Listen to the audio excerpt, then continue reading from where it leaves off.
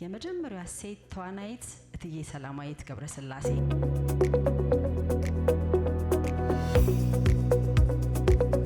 ወንድም ውበቱን መጠበቅ የለበትም።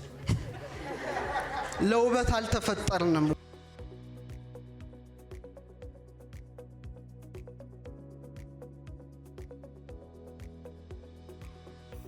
በነገሮች ሁሉ ያለሱ ፍቃድ የሆነ ነገር የለምና አባቴ መድኃኔዓለም እጅግ አድርጌ አመሰግናለሁ።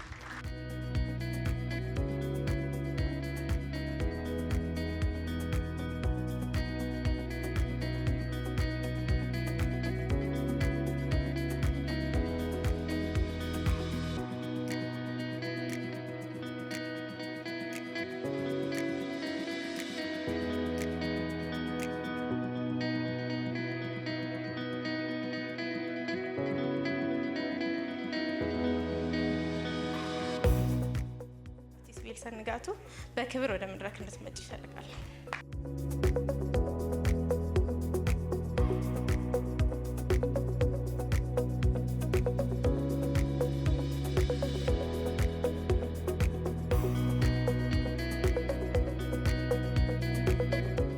እንቁና ንቁ የኢትዮጵያ ልጆች እንኳን ለዚህ ዙር የሽልማት ስነ ስርዓት አደረሳችሁ አደረሰን ማለት እንወዳለን።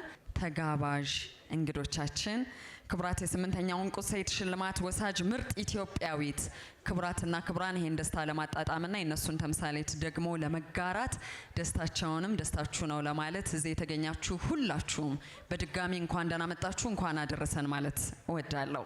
አንታየም ብለው ቢሸሸጉ እንኳን አንጸባርቀው መውጣት የቻሉ ሴቶች ስለሆኑ እነኚህን ሴቶች እንዲህ ባለ ወግ አደባባይ ላይ በክብር እውቅና መስጠት እንደሰለጠነ ማህበረሰብ ተገቢነት ይኖረዋል።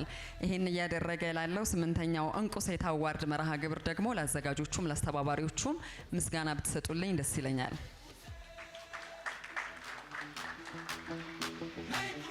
የሸጋ ትውልድ መስራች የከፍተኛ ትምህርት ተቋማት መምህር የእንቁ ሴት አዋርድ የሳሜሎስ ሚዲያና ኮሚኒኬሽን ስራ አስኪያጅና አስተባባሪ ይህ መድረክ በተለያዩ ጊዜያቶች ሲዘጋጅ የማስተባበሩን ስራና ንቃት ያለው ተሳትፎ አድርጎ ሴቶች እንቁ መሆን አለባቸው፣ እንቁ ሴቶች ደግሞ ሊዘነጉ አይገባም በሚል ትውልዱ ከነኚህ ሴቶች ትልቅ ተምሳሌት መሆን እንዲችል የበኩሉን አስተዋጽኦ እያደረገ የሚገኘው አቶ ሳሙኤል ገረመውን በታላቅ አክብሮት እንግዶችን እንኳን ደህና መጣችሁ እንድትልልን ወደ መድረክ ጋብዛለሁ።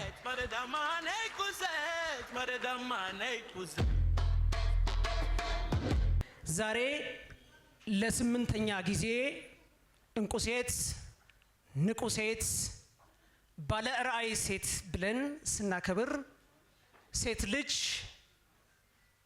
ያላትን የገዘፈ ሚና ተረድተን ደጋግ እናቶቻችን ደጋግ አባቶቻችን ጥለውልን አሳልፈውልን ስለሄዱ መልካም ሴትን ተጠቅመን ኢትዮጵያ ውስጥ ከኢትዮጵያ ጉያ ፈልቅቀን አውጥተን መልሰን ለኢትዮጵያ የምንሰጣቸው ወጣቶች እናቶች ነገ ኢትዮጵያ ሊያሻግሩ የሚችሉ ብለን እንግዲህ ዛሬ እዚህ ሰብስበናል። ይሄንን ያደረገ እግዚአብሔር አምላካችን ስሙ የተባረከና የተመሰገነ ይሁን። አመሰግናለሁ። ይሄን መሰናዶ አክብራችሁ የመጣችሁ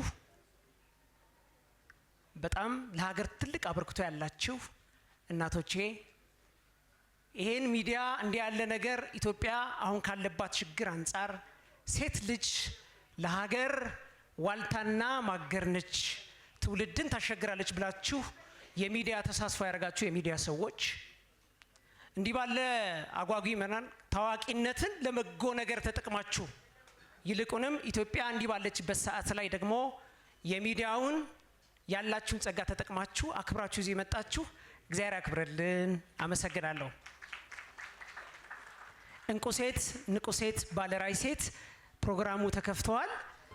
ይሄ መሰናዶ እንዲሳካ እንግዲህ ትላልቅ ድርጅቶች አጋር አድርገዋሉ።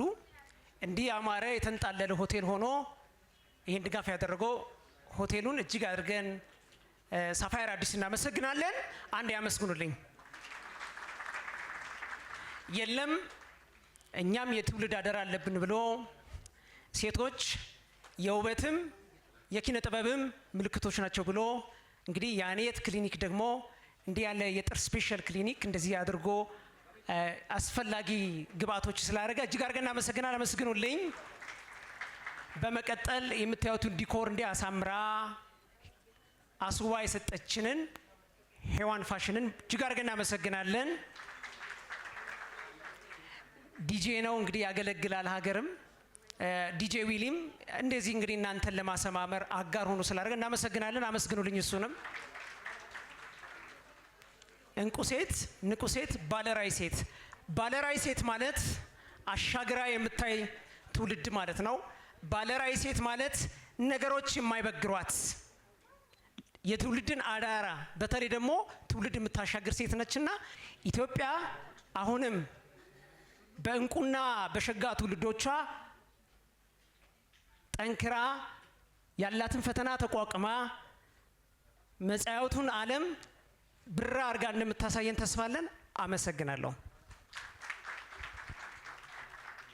ይህ ፕሮግራም 8ኛው ዙር የእንቁ ሴት አዋርድ መርሃ ግብር የተሳካ እንዲሆን ያደረጉት ተቋማት ውስጥ አፍሪ ኸርባል ኮስሞቲክስ አንዱ ነው።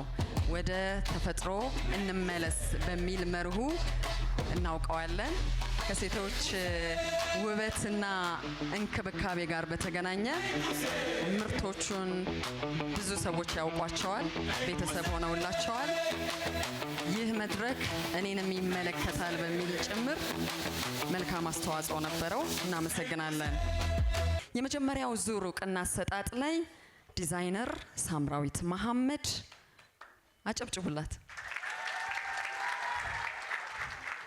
ወይዘሪት ገነት ገብረስላሴ፣ ሃናን መሐሙድ።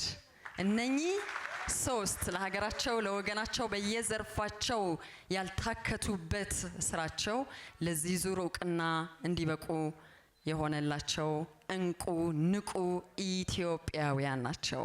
አንዴ ለሶስቱ ለነኚህ ሶስት እንቁ የኢትዮጵያ ንቁ ሴት የዚህኛው ዙር ተሸላሚዎች እውቅና የሚያሰጡልንን ሰው ላስተዋውቅ። ወይዘሮ ስንዱ ጌታቸው ወልደ ጊዮርጊስ ናቸው። የ8ኛው ዙር የእንቁ ንቁ ሴት ተሸላሚዎች እውቅናቸውን ያበረክቱልናል። በስክሪን ላይ ቀደም ሲል የተዋወቅናቸው ዲዛይነር ሳምራዊት መሐመድ በታላቅ አክብሮት ወደ መድረክ ትመጭልናለሽ። በጥቂቱ ልናስተዋውቃት እንደሞከር ነው ዲዛይነር ሳምራዊት መሐመድ እንደምትመለከቷት ወጣት በአገር ባህል ልብስ ደምቃለች። በእርግጥ ብዙዎቻችን እዚህ ያለን ሴቶች በአገር ባህል ልብስ ነው ያሸበረቀ ነው። ዲዛይነር ሳምራዊት መሐመድ የ8ኛው ዙር የእንቁ ሴት አዋርድ ተሸላሚ በመሆንሽ እናመሰግናለን። ሳጥን ውስጥ ምንድነው ያለው ለተመልካቾቻችን ይፋ ታደርጊልናለሽ? የክሪስታል ዋንጫና የክብር ሰርተፍኬት። ያው የተሸለምኩት ራዕይ ባላት ሴት ነው የታጨሁት። ያው በጣም የጀመርኩትን ስራ ጠንክሬ እንድቀጥልበትና ያው ተስፋ ያለው ነገር እንደሆነ ያበረታታል ማለት ነው ሽልማቱ። አብዛኛው ከሁሉም ሚዲያዎች ጋር ወይም ደግሞ ከአርቲስቶች ጋር ከጋዜጠኞች ጋር እንሰራለን። ለደንበኞች ደግሞ የተለያዩ የሙሽራ ልብሶች፣ የሚዜ፣ የአጃቢ እንዲሁም ለህፃናት በዋናኛነት ደግሞ የሚታወቀው የቤተክርስቲያን ካባዎችና የመልስ ካባዎችን እሰራለሁ። ማንኛውም ሰው ከጀርባው ማንም ሰው ጎበዝ ወይ ደግሞ ጠንካራ የምትለው ሰው ከጀርባው በጣም መልካም የሆነ ሰው አለውና ያ መልካም የሆነ ሰው ደግሞ መታወስ አለበት ብዬ አምናለሁ። እንደዚህ አይነት መድረኮች ደግሞ እንደዚህ አይነት ዋጋ ያላቸውን ሰዎች እንድናበረታታ ይጋብዘናል። ሌሎች ደግሞ ይሄን የሚመለከቱ ሰዎችን ለመርዳት ፖዚቲቭ ማይንድ ይኖራቸዋል ማለት ነው። ያው እኔ ሳምሪ ሙካሽ እንደዚህ ታዋቂ ከመሆኔ በፊት ወይ ደግሞ ፕሮፌሽናል ከሆኜ አሁን ላይ ማንም ሰው ከኔ ጋር አብሮ ለመስራት ፈቃደኛ ነው የትኛው ሚዲያ። ያኔ ግን ማንም ሳያቀኝ እንደውም ሱቅም ሳይኖረኝ ለቤት ውስጥ የምሞካከራቸውን ትንሽዬ ስራዎች አቅም አለሽ ያበርቺ በጣም እየተባልኩኝ የምታበረታታኝ ታዋቂ የፊልም ተዋናይ አርቲስት ቤልሰን ንጋቱ እሷ ስለሆነች እዚህ ደረጃ እንድደርስ ያደረገችኝ። ከብዙ ታዋቂ ሰዎች ጋር እንዲሁም ደግሞ በተለያየ ድረገጾች ላይ ልብሶቼን እየለበሰችልኝ። የሚገርም ነገር ልብሶቼን እንኳን የሚሰራላትን ልብሶች እንኳን ስትለብስ ካሜራማንና ሌላ የሚያስፈልጉትን ማቴሪያሎች ራሱ በራሷ ነበር ከበር የምታደርገው እስካሁንም ድረስ ማለት ነው። ይሄ በጣም ያበረታታኝ ነገር ስለሆነ ማመስገን ስለፈለኩኝ ይህንን ጥሩ አጋጣሚ ተጠቀምኩ ማለት ነው። ያው በእውነቱ በጣም አመሰግናለሁኝ። ትንሹን ጅማሬን አይታችሁ ትልቁም ፍጻሜው ያምራል ብላችሁ እዚህን አዋርድ ላይ እጩ ስላደረጋችሁኝ በእውነቱ ይቅርታ እንቁ ራዕይ ያላት ሴት ላይ እጩ ስላደረጋችሁኝ በጣም አድርጌ አመሰግናለሁኝ። ያው ማመሰግነው ብዙ አካሎች አሉ። በመጀመሪያ እግዚአብሔርን አመሰግነዋለሁ፣ ክብሩን ሁሉ እሱ ይውሰድ። እናቴን በጣም አድርጌ አመሰግናለሁ። ከዛ በመቀጠል ቤተሰቦቼን፣ ልጆቼን አመሰግናለሁኝ። እዚህ ስራ ላይ ከመድረሴ በፊት ወይም ደግሞ እንደዚህ እንደምታዩኝ ተቀባይነት ሳይኖረኝ ቤት ውስጥ በመሞካከራቸው ትንንሽ ስራዎች ማስታወቂያን እየሰራች እዚህ ደረጃ ያደረሰችኝን አርቲስት ቤልሰን ንጋቱን በጣም አድርጌ አመሰግናለሁ። የኔ ስኬት ጀርባ ዘሆል እሷ ነችና ትልልቅ ሰዎችን የተለያየ ድረገጽ ላይ ልብሶቼን እየለበሰች የሰራውትንም እያበረታታችኝ እዚህ ያደረሰችኝ እሷ ናትና ይህንን ትልቅ መድረክ አግኝቼ ሳላመሰግን ማለፍ አልፈልግም።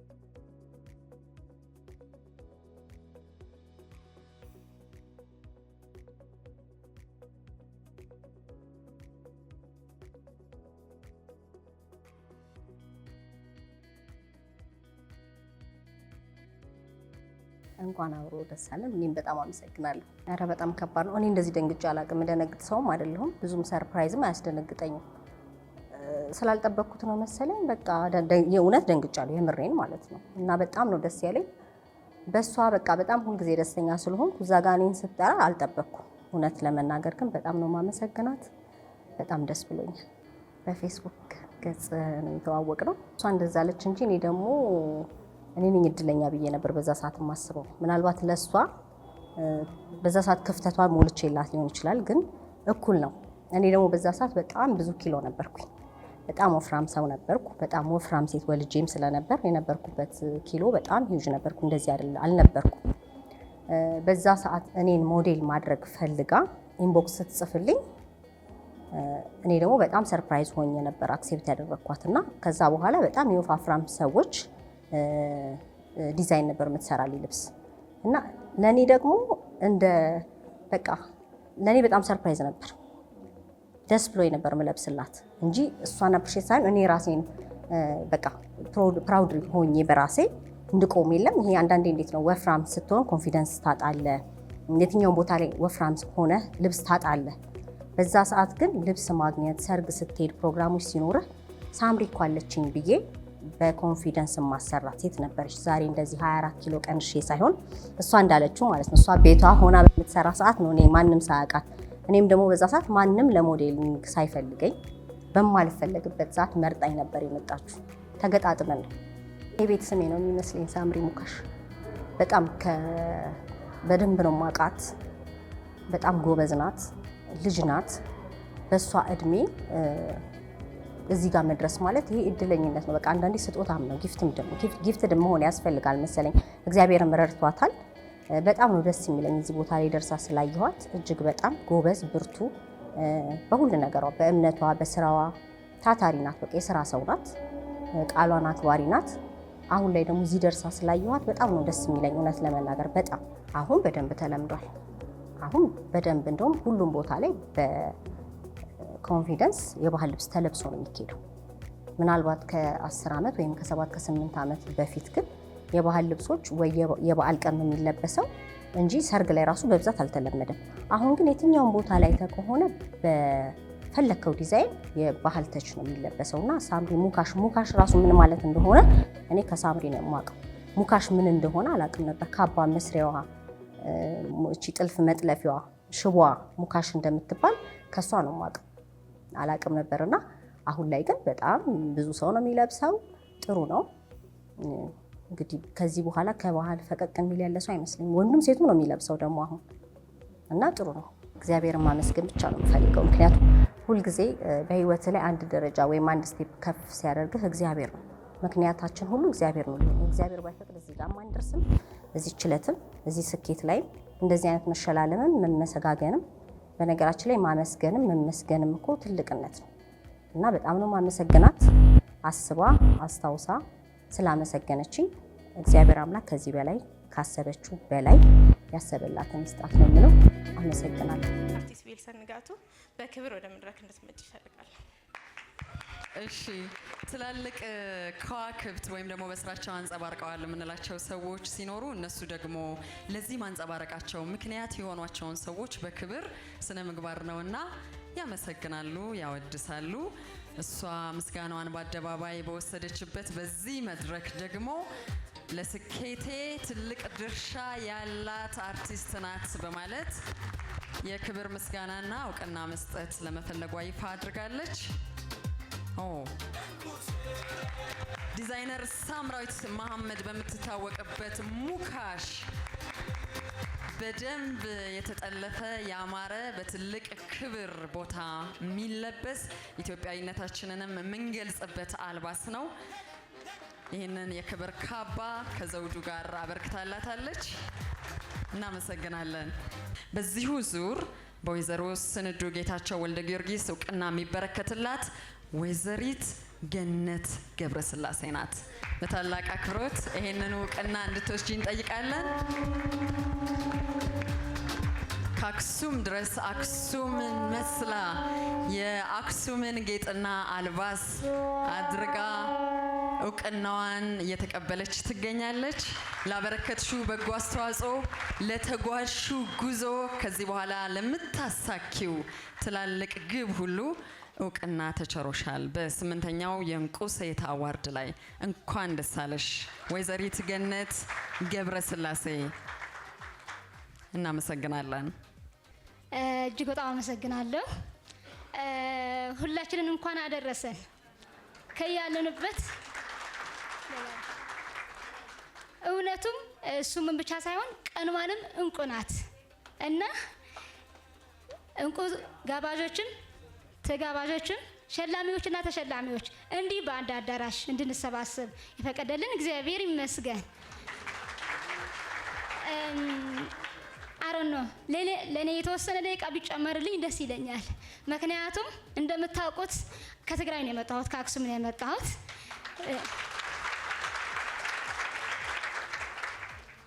በ16 ዓመት ያው በኃላፊነት ላይ ቆይቻለሁ።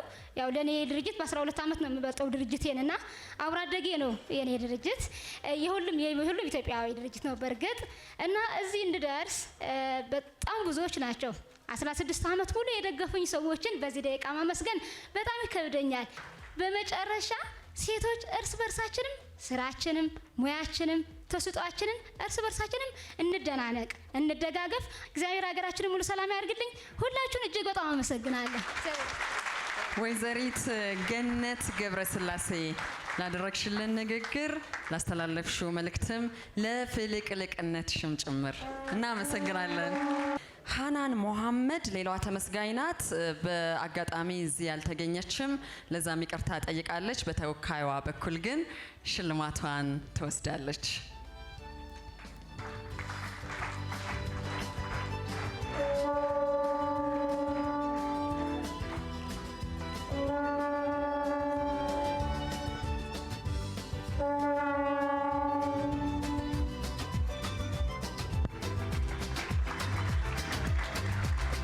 እናመሰግናለን።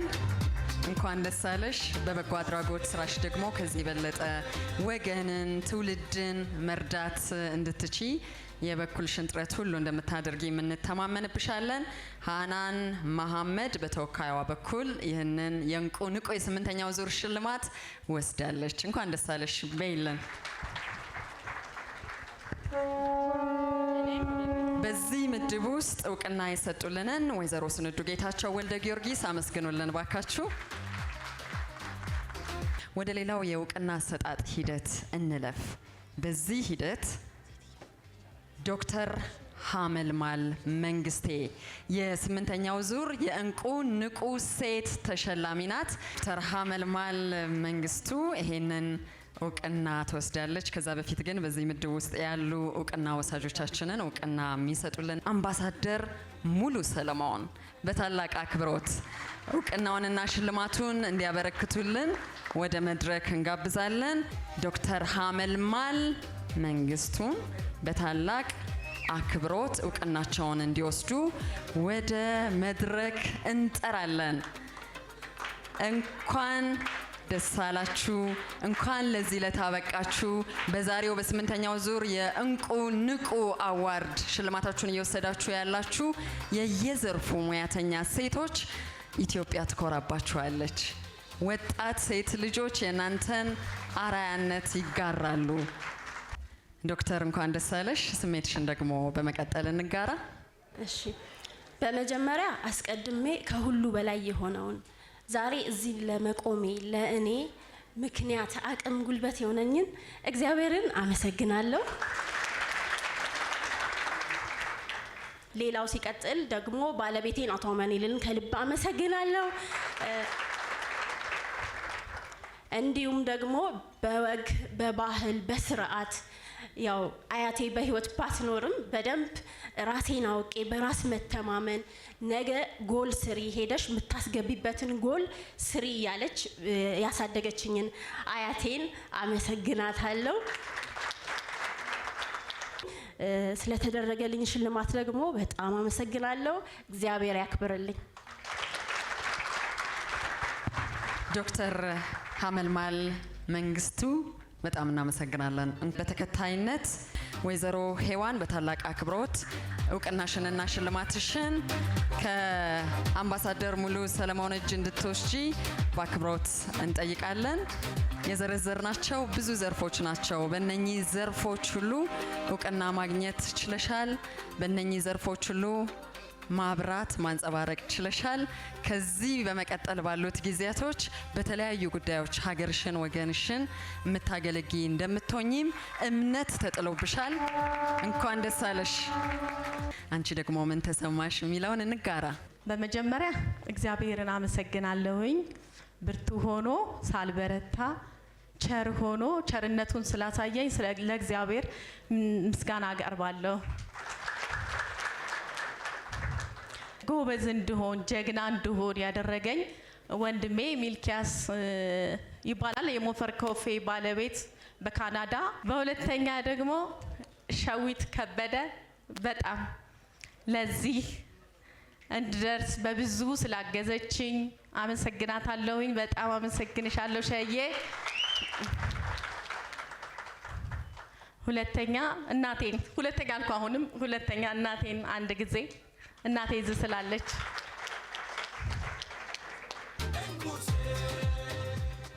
ጎበዝ እናት ናት ያለችን፣ ጀግና እናት ናት ያለችን እና አመሰግንሻለሁ ለዚህ ስለበቃን፣ ያለ አባት ስላሳደግሽን፣ ጀግንነትሽን ስላሳየሽን። እኔም ወንድሜም እንወድሻለን፣ እናመሰግንሻለን።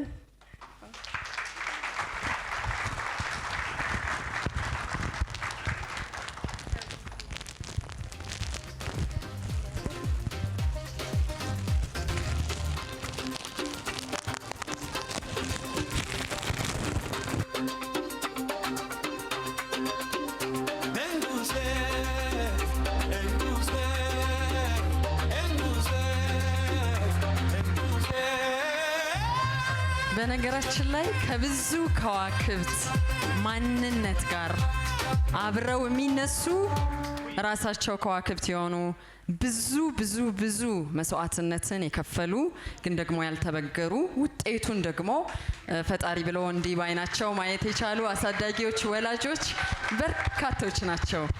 እንደ ወይዘሮ ሄዋን እናት አይነት እንደ ወይዘሮ ሄዋን ወንድም አይነት ሌሎች ከዋክብት እንዲፈጠሩ ምክንያት የሆኑ የዚህ ሽልማት ተቋዳሽም ጭምር ይሆናሉ።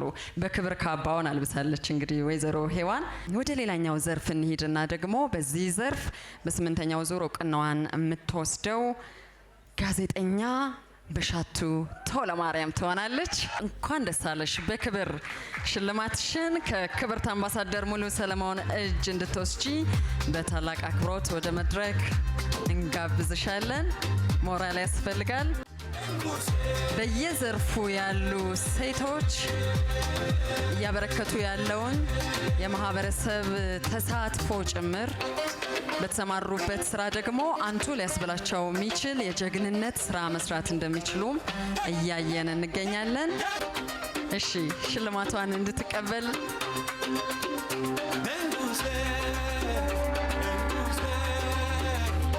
ጋዜጠኛ በሻቱ ተወለማርያም እንኳን ደስ አለሽ፣ እንኳን ለዚህ ክብር አበቃሽ። ስሜትሽን መጋራት እንወዳለን ጋዜጠኛ በሻቱ ተወለማርያም። በነገሮች ሁሉ ያለሱ ፍቃድ የሆነ ነገር የለምና አባቴ መድኃኔዓለም እጅግ አድርጌ አመሰግናለሁ። በህይወቴ ሁሉ ላለፋችሁ በህይወቴ ውስጥ እዚህ እስከደርስ ድረስ በስራ አጋጣሚም በጓደኝነት በትዳር አብሮኝ ያለውን ባለቤቴን ጨምሮ ሁላችሁንም እግዚአብሔር ይስጥልኝ። ያደረጋችሁት ሁሉ እጥፍ ሆኖ በህይወታችሁ ይታይ ማለት ፈልጋለሁ። ሁላችሁንም የዛሬ ተሸላሚዎች እንኳን ደስ ያላችሁ።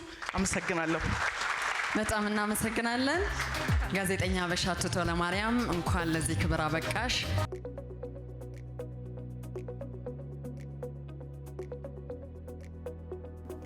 በጣም ደስ ይላል። በጣም ደስ ይላል። ሰው ይሰራል፣ ግን ለሰራው ስራ ስራን ተመልክተናል። ትንሽም ቢሆን የሆነ ለውጥ የሚያመጣ ነገር ተጽዕኖ የሚፈጥር ነገር እያደረክ ነው፣ ህይወትህ በከንቱ እያለፈ አይደለም የሚለውን ያሳያልና ደስ የሚል ነገር በጣም ነው ደስ የሚለው። እንዳልኩ ነው በቃ የሰራው ስራ የሆነ ብቻ ሰው ላይ ያመጣው በጎ ተጽዕኖ እንዳለ የምታይበት ነው። በተለይ ደግሞ ወደ ሴቶች ሲመጣ እኛ ሀገር እንደምታውቀው ለሁሉም ሰው አይደለም ለሴቱ ለወንዱም ነገሮችን ሰርቶ የሚታይ ለእይታ የሚበቃ ለትውልድ የሚያልፍ የሆነ ነገር መስራት ከባድ ነው።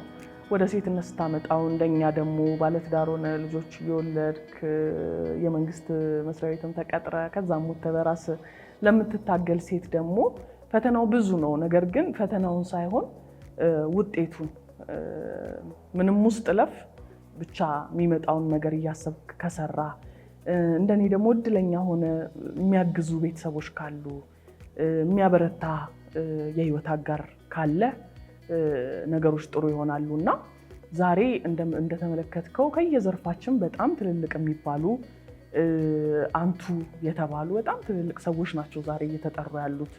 እኔ በግል ስሰራ 9 ዓመቴ ነው። ኢቲቪ ወደ 7 ዓመት 10 ምናምን ዓመት ሌሎችም እንዲሁ በጣም ብዙ ዓመታት በሙያቸው ላይ ሲሰሩ የነበሩ ናቸውና ከነሱ ጋር ሆነ እነሱ መደዳ ላይ ገብተህ እውቅና ማግኘት በራሱ ትልቅ ነገር ነውና እኔ በጣም ደስተኛ ነኝ። ሁልጊዜም እንዳልከው ነው ጥሩ ሰርተሃል ስትባል ቀጥሎ ደግሞ ሌላ የተሻለ ጥሩ ይጠበቃል። አንተን የሚመለከት ብዙ ስለሆነ እንደገና ደግሞ እንዴ ያቺ እንትን የተሸለመችው አይደለች እንዴ እንቁ ሴት የተባለችው አይደለች እንዴ ነው የምትባለው ነገ ወርደ ከተገኘ። ስለዚህ ሁልጊዜም ከፍ እያልክ የተሻለ ነገር እየሰራ መቆየት ግድ ይላል። እኔም ባለውበት ቦታ ላይ ከአዋርዱም አንጻር በለው በመልቲ ሚዲያችንም በተቻለ መጠን እንደ ሀገራችን ብቻ ሳይሆን በአፍሪካም ደረጃ ተወዳዳሪ የሆነ ነገሮችን እየሰራ መቆየት ነው የምፈልገው። ኢትዮጵያ ብዙ ለውጥ ውስጥ ነው ያለችው አሁን። እኛ ደግሞ በሙያችን በሚዲያውም በአዋርዱም የተሻለ ነገር ለማሳየት መሞከር መጣጣር ያስፈልጋል ብዬ አስባለሁ። እኔም እንግዲህ ከዕለት ዕለት የተሻለ የተለየ ነገር ለማድረግ እሰራለሁ። አዎ የሀገራችን ሴቶች አይኖ በጣም ብዙ ፈተና አለ፣ ብዙ ነገር አለ፣ ግን ከሰው ጠብቀን አንዘልቀውም። ስለዚህ አንደኛ እርስ በርስ መበረታታት መቻል ያስፈልጋል። ሌላኛው ደግሞ ምንም አይነት ፈተና ውስጥ ብናልፍ ሁሌም ራሳችንን ለማሻሻል ከትላንትናዋ የዛሬዋን የተሻለች ለማድረግ መጣር ይገባናል። በርቱ፣ አይዟችሁ። ልፋታችሁን የሚቆጥር ደግሞ አምላክ አለና እሱን ይዛችሁ የምትችሉትን ያህል መግፋት፣ መበርታት፣ እየሞከሩ ማለፍ ይሻላል። ቁጭ ብሎ ሰበብ ድርድሮ ከማለፍ መታገል ይሻላል ማለት ፈልጋለሁ።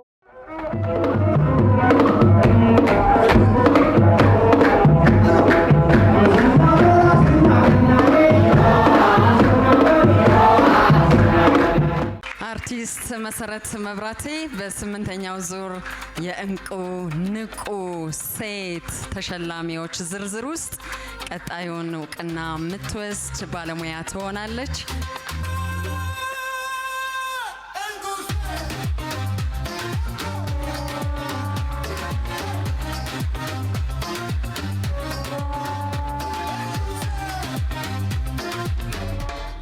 እንኳን ደስ አለሽ፣ እንኳን ለዚህ ክብር አበቃሽ መሲ።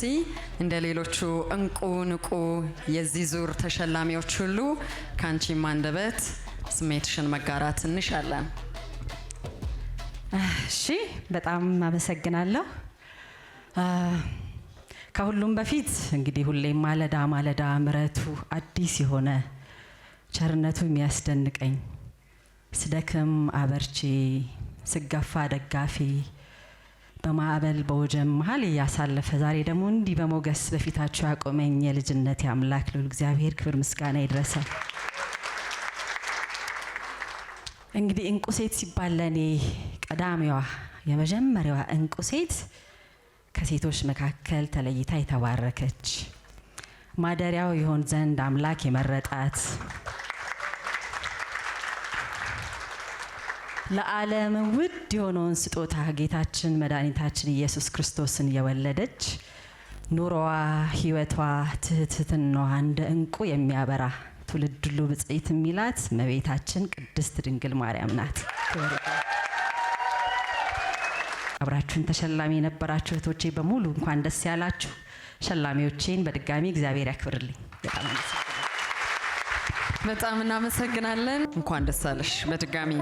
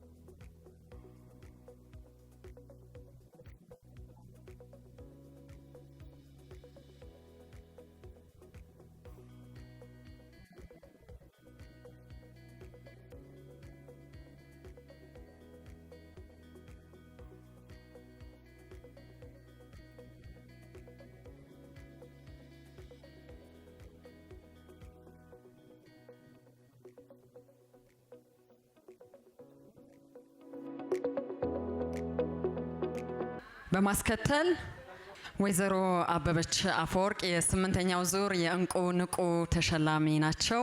እሳቸው በእድሜ መጫን ምክንያት በዚህ ቦታ መታደም ባለመቻላቸው ይቅርታ እንጠይቃለን ብለዋል ቤተሰቦቻቸው። ወኪሎች እዚህ እንዳሉ ግን ሰምተናል።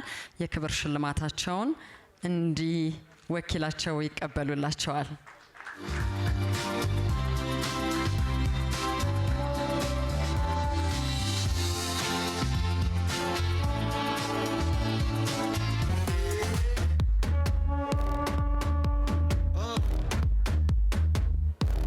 በማስከተል ዶክተር ትዕግስት ግርማ በዚህ ምድብ ውስጥ ሌላኛዋ እውቅናቸውን የሚወስዱ ሴት ናቸው።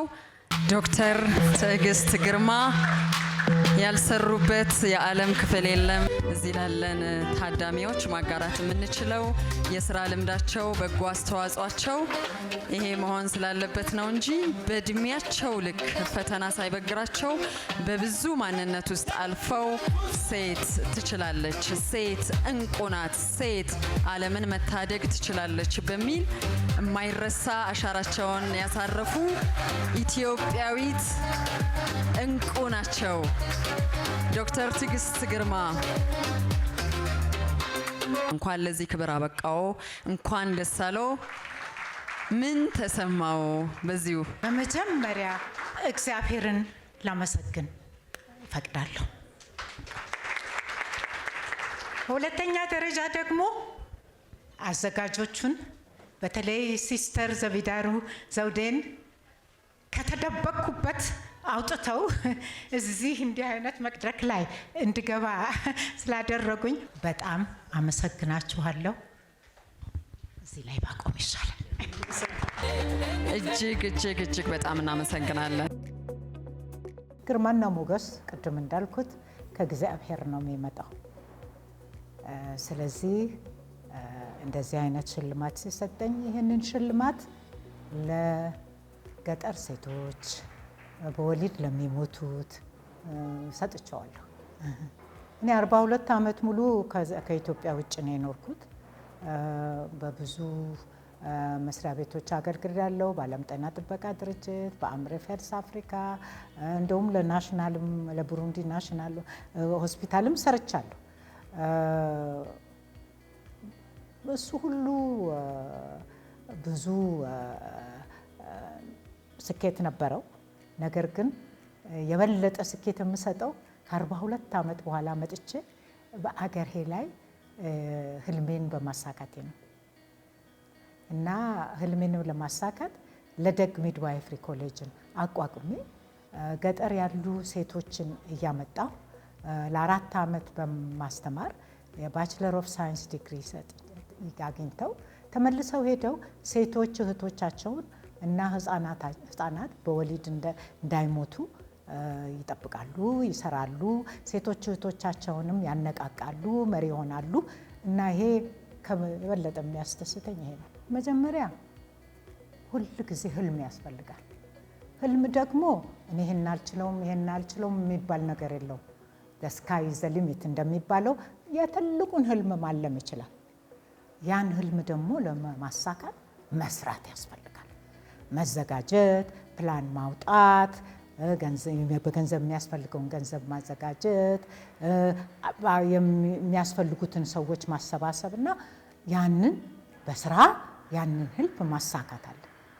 ደግሞ ህልም ሲኖር ብዙ ትግል አለ። በትንሹ ተሸንፈን በቃ አልቻልነውም፣ ቢሮክራሲው ብዙ ነው፣ ሀገራችን ከባድ ነው ብለን ከሄድን አይሆንም። ስለዚህ ጠንክረን ታግለን ችግርን እስኪያልፍ ያለፋል ብለን መስራት አለብን። ደግሞ ግትር መሆን አያስፈልግም። አንዳንድ ነገሮች ትንሽ የማይሆን ከሆነ ስትራቴጂ ለውጦ ፍሌክሲቢሊቲ የሚባለውን ነገር አድርጎ መለወጥ ያስፈልጋል። ሌላው ደግሞ ብዙ ሲሰራ ሪስክ ያስፈልጋል። ሪስክ ካልተወሰደ ምንም አይገኝም። እኔ ኢትዮጵያ ስመለስ ሁሉ ሰው አንቺ ሰክሲድ አታደርጊም፣ አንቺ ሁሉ ሀገር የኖርሽ ሰው ኢትዮጵያ ተመልሰሽ እንዴት አድርገሽ ነው የምትሰሪው ሲለኝ ግድ የለም ሪስክ ወስዳለሁ፣ እሄዳለሁ፣ ገንዘቤን አጠፋለሁ፣ እሰራለሁ ብዬ ነው ይሄን ሁሉ ያሳካሁት እና በጣም ይሄ ሁሉ አስፈላጊ ነው። ሌላው ደግሞ በጣም ማወቅ ያለብን ነገር አለ። ሰው አቅሙ እስከሚችል ድረስ ነው የሚሰራው እና ስትሬስ የሚባል ነገር አለ፣ ጭንቀት አለ። ያ ጭንቀት መጥቶ በሽታ ላይ እንዳንወቅ፣ ምክንያቱም ብዙ አይነት ጭንቀት ነው የሚመጣው አንድን ህልም ለማሳካት ሲሰራ። ያንን ጭንቀት እንዳይመጣ ለራስ አንዳንድ ጊዜ ማሰብ ያስፈልጋል። ወርክ ላይፍ ባላንስ የሚባለውን ነገር ማድረግ ያስፈልጋል። አለዛ ህልሙ ሳይሳካ እንወድቃለን። ስለዚህ ይሄ ሁሉ አስፈላጊ ነው ብያለሁ። ወጣቶች ህልም ማለም አለባችሁ፣ መስራት አለባችሁ፣ ሀገራችሁን መርዳት አለባችሁ። ለዚህ የስምንተኛው ዙር የመጨረሻ እውቅና የሚቸረው ኢትዮ አንድሮሜዳ ኮንሰልተንሲና ማሰልጠኛ ተቋም ይህን የስምንተኛው ዙር የእንቁ ንቁ ሴት ሽልማት ይወስዳል። አመራሮቹ ዶክተር ጌትነት ፈለቀና መጋቢ ሐዲስ ዶክተር ሮዳስ ታደሰ በመካከላችን ይገኛሉ። እናመሰግናችኋለን። ይህችን ልዕልት አንድሮሜዳ የኢትዮጵያውያን ልብ ውስጥ ሁሉ ከዛም አልፎ ኢትዮጵያውያን እንዲህ የጥበብ ሰዎች ነበሩ እንድንባል መጠሪያ አድርጋችሁ ይሄንን የኮንሰልተንሲና ማሰልጠኛ ተቋም ስለገነባችሁልንም በክብር ይሄ እውቅና ይገባችኋል እንላችኋለን። ዶክተር ጌትነት ፈለቀ እስቲ አስቀድመህ ባጭሩ ስሜትህን አጋራን። በማስከተል ዶክተር ሮዳስ ታደሰ የእንቁ ሴት ጥበብ ብሎ ትንሽ የሚያጋራን ነገር ይኖረዋል። እዚሁ መድረክ ላይ በጽሞና እንከታተል። እሺ፣ አመሰግናለሁ። አንድሮሜዳ በዚህ መልኩ ትሸልማለች ብዬ በእውነት አልጠበቅኩኝም። 4000 ዓመት ወደ ኋላ ሄድን ማለት ነው። ፖስት ሁመስ አዋርድ የሚባል አለ። በህይወት የሌሉ ሰዎች የሚሸለሙበት ማለት ነው። እኛ መሸለም እንችለው ነው። አክቹአሊ በህይወታችን ውስጥ መሸለም ካለብንና ሸልሙ ብንባል የምናስባቸው ሰዎች ይኖራሉ አይደለም? በህይወታችን የምናስባቸው በጣም ብዙ አሉ። በጣም ወርቅ የሆኑ እንቁ የሆኑ ግን ሳይሸለሙ እንደችን ዓለም የተሰናበቱ ብዙ ሰዎች አሉ። በፈረንጆቹ ዓለም ይታወቃል። በቅርብ እንኳን ማስታወሰው 2019 አካባቢ ይመስለኛል በአንደኛው ዓለም ጦርነት ሲኖር ብዙ ሰዎች በጣም እንቁ የሆኑ የሰው ልጅ በብዙ መልኩ ሊታደጉ የሚችሉ ሰዎች ያልፋሉ።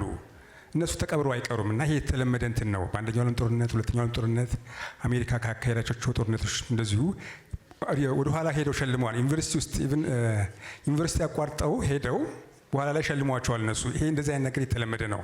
ምክንያቱም ውለታቸው መቅረት ስለሌለበት ማለት ነው። የዛሬ 4-5 ዓመት ይመስለኛል እንደዚሁ ከሴቶች ጋር በተያያዘ አንድ ነገር ሳወራም የ100 ዓመት ባለፉት 100 ዓመታት ፈረንጆች ናቸው የሰሩት ይሄንን በ20ኛው ክፍለ ዘመን ለነገሩ ከ1900 እስከ 2000 ባለው ውስጥ 100 ሴቶች መርጠው ነበረ።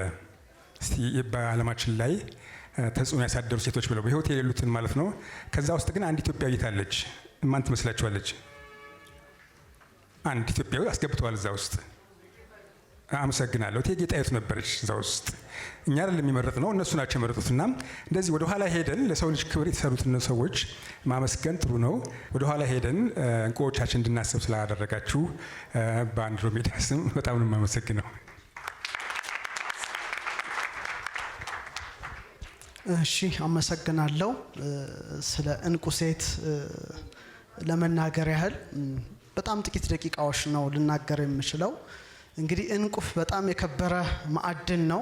ብዙ አይነት እንቁዎች አሉ። እዚህ የተሸለሙት ሴቶች ሁሉ በጣም በብዙ አይነት ቀለማት ነበረ ቁጭ ብዬ ማያቸው። አንዷ ኤሜራልድ ትሆንብኛለች፣ አንዷ ዳይመንድ ትሆናለች፣ አንዷ ወርቅ ትሆናለች፣ አንዷ ሰንፔር ትሆናለች፣ አንዷ በሉር ትሆናለች እና ብዙ አይነት እንቁዎችን ነው ስመለከት የነበረው። ሴቶች በመሰረታዊ ነገሩ ቁንጅናቸውም እንቁ ነው። ከዛ ባለፈ ግን እንቁ ዝም ብሎ መሬት ላይ አይገኝም። እንቁ የሚገኘው ባህር ውስጥ ነው። በጣም የጠለቀ ባህር ውስጥ ያው ኦይስተር በሚባል አሳ ውስጥ ነው የምትገኘው እና ኦይስተር ውስጥ ሆና እንቁ ተሰውራለች፣ ተደብቃለች። ስትወጣ ግን በጣም ታምራለች እና አንዳንድ ሴቶች ተደብቀው አሉ፣ ግን ውስጣቸው እንቁ ነው። ቢገለጡ ከባህሩ ቢወጡ እንደዚህ ደምቀው ይታያሉና ትክክለኛ ሴቶችን የሚገልጥ ስያሜ ወንድማችን ሳሚ መርጧል። ይሄ ሆቴል ራሱ ሳፋየር ሆቴል ነው የሚለው እዛ ጋር ቁጭ ብዬ ሳይውና ሳፋየር ማለት ሰንፔር ማለት ነው። ሰንፔር ታቋታላችሁ? እንቁ ሰንፔር በጣም ሰማያዊ እንቁ ናት። በጣም ታምራለች። ሰማያዊ ቀለምን ታንጸባርቃለች እና የሰንፔር እንቁ ጠባይ ያላቸው ሴቶች ምድር ላይ ያሉ ሰማያዊ ስራ የሚሰሩ ናቸው። በጣም የደግነት የበጎነት ሰማያዊ ስራ የሚሰሩ የሰንፔር እንቁዎች ናቸው ለኔ ለሀገርም። እና ሰንፔር ሌላ እንትኗ ትስባለች፣ ሳብ ታደርጋለች፣ አይንን ፍዝዝ ታደርጋለች። እና ሴቶችም እግዚአብሔር ሲፈጥራቸው ውበትን ሰጥቷቸዋል። ምንን ውበትን ሰንፔራዊ ውበት ነው። ለዚህ ነው እኛ በስነ ፈለክ ውስጥ ያለን ሰዎች ፀሐይን አንተ ነው የምንለው፣ ጨረቃን ግን አንቺ ነው የምንላት። የሰማችሁ ነው?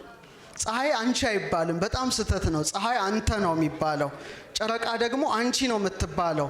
ሰማይ ስማ ምድር፣ ሰማይ ስማ ምድር የላይኛው ወንዴ ነው፣ ምክንያቱም ከሰማይ ዝናብ ይፈሳል፣ ምድር ደግሞ ትቀበለዋለች። ስለዚህ ወንድ ዘርን ያስተላልፋል፣ ሴት ደግሞ እናት ሆና እንደ ምድር ሆና ዘርን ተቀብላ ጽንስን ትቋጥራለች። እና ፀሐይ አይታይም፣ ይታያል።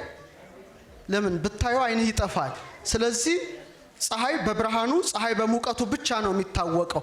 ጨረቃን ግን ፍዝዝ ብለህ የተለያየ ቅርጽ የምትሰጠውን በየጊዜው ታደንቃለህ። ይሄ ምን ያመለክታል? ወንድም ውበቱን መጠበቅ የለበትም። ለውበት አልተፈጠርንም። ወንድ በድርጊቱ ወንድ በስራው ነው የሚታወቀው። ለዚህ ነው ሴቶች ከቆንጆ ወንድ ይልቅ ጀግና ከቆንጆ ወንድ ይልቅ ጀግና ወንድን የሚመርጡት ማለት ነው። ፀሐይ ነን ነው፣ ፀሐይ ነን። ሴቶች ደግሞ ጨረቃዎች ናቸው። ጨረቃ በጣም ታምራለች አይደል? የፀሐይን ብርሃን እንደምትቀበል እንደ ፀሐይ የወንድን ዘር ይቀበላሉ። እንደ ጨረቃ ደግሞ በጣም የተዋቡ ናቸው። ስለዚህ ለስላሶች ስለሆኑ መጸዳጃ ሬስትሩም እንኳን ገብተው መስታወት ሳያዩ ጸጉራቸውን ሳያስተካክሉ አይወጡ። እንትናቸው ጨረቃ ናቸው ማለት ነው። እና እኛም ፍዝዝ እንላለን። ስለዚህ ምን ይባላል? ወንድ ኤሌክትሪክ ነው። ምንድነው?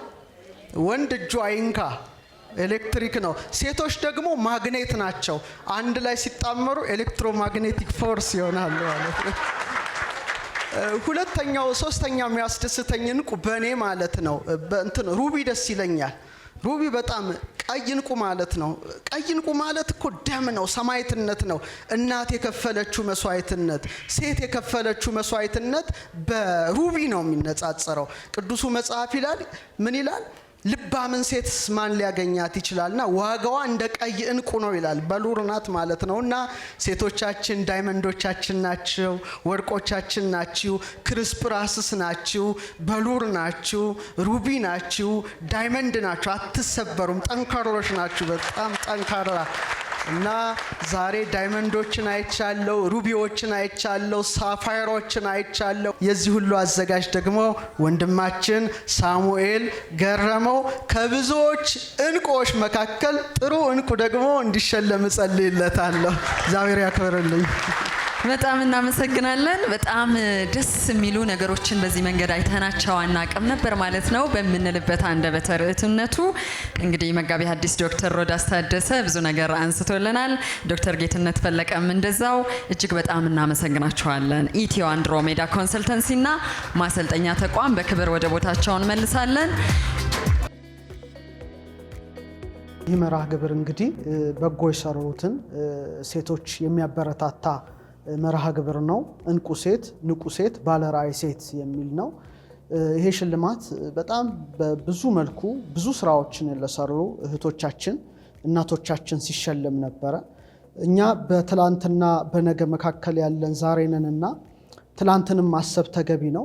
ከዚህ ዓለም የተለዩ ሰዎች ሽልማት ይሸለማሉ በባህር ማዶ እና ይህ መርሃ ግብር ያስታወሰኝ ያለፉትንም እንቁ ሴቶች፣ ንቁ ሴቶች፣ ባለራዕይ ሴቶችም ታሳቢ ያደረገ ነው። ዛሬ ያሉትን ብቻ ሳይሆን አንድ ሰው ለመሮጥ አንድ እግሩን ወደ ኋላ አድርጎ ነው ተስፈንጥሮ የሚነሳው። ወይም በረጅም ዝላይ ላይ የተሰማራ አንድ ስፖርተኛ ወደ ኋላ ከሄደ በኋላ በፍጥነት አንደርድሮት ያን ነገር እንዲያልፍ ያደርገዋልና ትላንትን ማሰብ ዛሬ ላይ ሆነ ነገ መተለም ተገቢ በመሆኑ የዛሬው መርሃ ግብር ያን ያሳየኝ የዛሬ 4000 ዓመት በሴቶች ዘንድ በጣም ስመጥር የሆነችው በውበት ብቻ ሳይሆን በስራዋ ጭምር ከእናቷ ከካሲዮፒያ ጋራ በመሆን ሰማይን በመመልከት ከአክናውስ ሳባና ከነክቲ ካልንሶ በመቀጠል 19 ዓመት ኢትዮጵያን ካስተዳደረች ከካሲዮፒያ ጋራ በመሆን ከዋክብትን ማየት የጀመረች ሴቷ አንድሮሜዳ ናት እና እኛ ደግሞ ስለ ሴቶች ክብር አንድሮሜዳ ራሱ በመርሃ ግብራችንን ከ4 ከ5 ከ6 ዓመት በፊት ጀምረን አንድሮሜዳ ኮከብን ምታይ ነበረች ድንቅ ሴት ነበረች ዛሬም ያሉ ሴቶቻችን ከምድር አልፎ ሰማይን ማየት አለባቸው የሚል በጣም ብዙ ተነሳሽነት ያለው ከስያሜው ጀምሮ ላደረግነው ነገር ይመስለኛል ኢት አንድሮሜዳ በንቁ ባለራዕይ ሴቶች ሽልማት ላይ ልዕልት አንድሮሜዳን ታሳቢ በማድረግ እኛ ይህን ሽልማት እንድንቀበል ያደረገ ሴት እናት ናት፣ ሴት እህት ናት፣ ሴት ሚስት ናት፣ የልጆቻችን እናት ናት እና ሴትነት በጣም የከበረ ትልቅ ስጦታ ነው።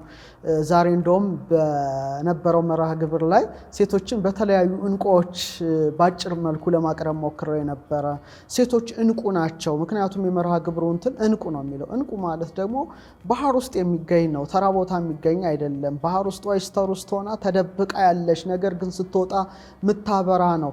ሳትጮህ ግን የምታበራ የማዕድን አይነት ናት እና ብዙዎች እህቶቻችን ሳይናገሩ ጭምር ስራቸው የሚመሰክርላቸው ናቸው።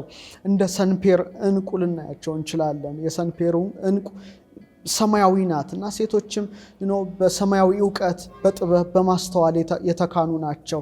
ኢሞሽናል ያላቸው ርህራሄ ያላቸው የርህራሄ መዝገብ ሆነው የሚገለጹ ናቸው። እንደ በሉ ልንላቸው እንችላለን፣ እንደ ሩቢ ልንላቸው እንችላለን፣ እንደ ቀይ እንቁ ልንላቸው እንችላለን። ቀይ እንቁ በጣም ቅዱሱ መጽሐፍ ምን ይላል? ልባምም ሴት ማን ሊያገኛት ይችላል? ዋጋዋ ከቀይ እንቁ ይበልጣል ይላል እና ቀይን ቀለሙን ስናየው መስዋዕትነት ነው። እናት ለልጇ ብዙ መስዋዕትነት ትከፍላለች። 9 ወር ከ5 ቀን በማህፀን መሸከም፣ እንደገና ያን ህፃን ማጥባት፣ ማሳደግ፣ የእናትነት ድርሻ መጠበቅ፣ መከባከብ፣ መመገብ፣ ይህ ሁሉ በእናት ትከሻ ላይ ነው የወደቀው እና ከብዙ አንጸባራቂዎች እንቁ ጋራ በተነጻጻሪነት የሚታዩ ናቸው እናቶቻችን፣ እህቶቻችን እና የትዳር አጋር የሚሆኑ ሴቶች እና በእውነት ይሄ መርሃ ግብር እነዚህን እህቶች ጠንካራ የማይበገሩ ልክ እንደ ዳይመንድ የማይበገር እንደሆነ አልማዝ የማይበገር ጠንካራ እንደሆነ ብዙ ችግር በተለይ ችግር ሲመጣ ረሃብ ሲመጣ ጦርነት ሲመጣ በጣም የሚጎዱት እናቶች ናቸው ሴቶች ናቸው እና በዚህ ውስጥ ጫና ውስጥ ሆነው ትልልቅ ነገርን የሚያበረክቱ እንደገና ሴቶች ናቸውና በጣም ብዙ ነገርን ሴትነትን ስናስብ ምድራችን ጭምር እናስባለን። ምድርን እኮ እናት ምድር ነው የምንላት። እናት ምንረግጣት ምንመላለስባት እናት ምድር እንላታለን። ጨረቃን ስንመለከት እናት ምድር እናያለን። ዛፍን ስንመለከት እናትነት እናስባለን እና እናትነትን በተፈጥሮ ውስጥ ሁሌ የምናየው ነገር በመሆኑ ሴቶችን እህቶችን የሚያበረታታ መርሃ ግብር በእውነት ሊደነቅም ሊደገፍም ይገባዋል የሚል ሀሳብ አለ። እንደዚህ አይነት መርሃ ግብር ሲዘጋጅ ነው ሌላው የሚነቃቃው። አንዲት እህት ብዙ ከሰራሽ በኋላ ባለው ችግር ንብረቷ ሁሉ ጠፍቶ እንደገና እንዴት እንደተነሳች ስታቀርብ ይሄ ማለት ብዙ ችግር ደርሶባቸው እንደ አልማዝ የማይበገር ጠንካራ ሆነው እንዲወጡ እንዲያሉ ማበረታቻ መርሃ ግብሮች ያስፈልጋል። ሴቶች ደግሞ እንዲወጥተው የሚያዩት አንድ ጥሩት ካለች ብዙ ሚሊየንስ ቢሊየንስ ይከተሏታል እና በእውነት እህቶቻችን በብዙ ችግር በብዙ ተግዳሮት ውስጥ ቢያልፉም እንደ አልማዝ ጠንክረው እንደ እንቁ እንዲያበሩ በእውነት ባለው ቻሌንጅ ተግዳሮት እንዳይሸነፉ ሁልጊዜም አርአያም የሆኑ እንደዚህ ያሉ ሴቶች ይቅረቡ፣ ይውጡልን ብዬ አስባለሁ። በመንፈሳዊም ሕይወት ረገድ በዓለማዊም የስኬት ረገድ እነ አንድሮሜዳን የመሰሉ እንፈልጋለን፣ እነ ካሲዮፒያን የመሰሉ እንፈልጋለን። በጀብደኝነት ደግሞ እንደ ቅንዳቄ የመሳሰሉ እንደ እቴጌ ጣይቱ የመሳሰሉ በብልህነት እንደ እቴጌ ምንትዋብ የመሳሰሉ ጥበብን መሻት ደግሞ እንደ ንግሥተ ሳባ የመሳሰሉ ሴቶችን እንፈልጋለንና ብልጭ ብለው እንደ አብሪ ኮከብ የሚታዩ ሴቶች በየዘመናቱ ይታያሉ። ግን አንድ ኮከብ ሁለት ኮከብ በሰማይ ላይ ቢታይ ድምቀት የለውምና ብዙ ከዋክብት ግን በዛ በጨለማው ምሽት ስንመለከት ጨለማ ባይኖር ከዋክብትን ማየት አንችልም። ጨለማ ባይኖር ጨረቃ ጎልታ አትወጣ እና አሁንም ቢሆን ያለው መከራ ያለው ቻሌንጅ ያለው ተግዳሮት ጨለማ ሆኖ እንዳይበግራቸው በጨለማ ውስጥ የሚያበሩ ጨረቃዎች በጨለማ ውስጥ እየተንተገተጉ የሚታዩ ከዋክብት እንዲሆኑ በእውነት ተፈጥሮ ራሷ ትመክራቸዋለች።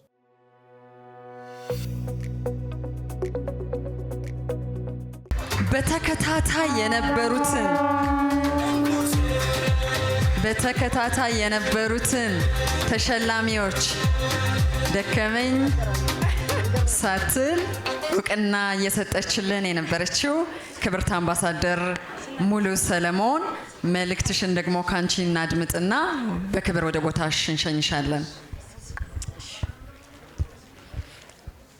እንደምን ዋላችሁ። እንግዲህ እኔ በሾርት ኖቲስ ነው እዚህ ሀገር ውስጥ መሆኔን አላወቁም ነበር። በአጭር ቀን ነው እዚህ እንድገኝ የተደረገው። እዚህ መጥቼ ንግግር እንዳረግም ባይነገረኝም ዝም ብለሽ ባትወርጂ ትንሽ እግዚአብሔር ይስጥልኝ በያቸው በሚል ስለተነገረኝ ያው ሰውየው ምን አለ አንዴ የ10 ደቂቃ ንግግር አድርግ ሲባል የ15 ቀን ዝግጅት ያስፈልገኛል አለ። እንዴ አንተ ሰውዬ ለ10 ደቂቃ 15 ቀን ከፈለክ አንድ ሰዓት አውራ ብትባል ስንት ቀን ልትጠይቅ ነው ሲሉት አይ ካን ስታርት ጀስት ናው አሁኑ መናገር እችላለሁ አለ። ትንሽ ለመናገር ብዙ መጠንቀቅ ብዙ መምረጥ ስለሚጠይቅ ነው ይሄንን ያለው። ለማንኛውም ግን ይሄ የምስጋና ጉዳይ ስለሆነ ማንም ሰው ተነስቶ ተናገር ቢባል ከዚህ ሁሉ የደስታ ስሜት በኋላ የሚናገረው ያጣል ብዬ አልገምትም። አይደለም? በተለይ የወጣቶች ኢኒሼቲቭ መሆኑ በጣም በጣም በጣም ነው ደስ ያለኝ። ሾርት ኖቲስም ቢሆን ዶክተር ዘቢደር ወይዘሮ ዘቢደር ሲስተር ዘቢደርን በጣም ነው የምወዳት። ዶክተርን ብላት ከዛ በላይ አገልጋሎት ሰጥታለች።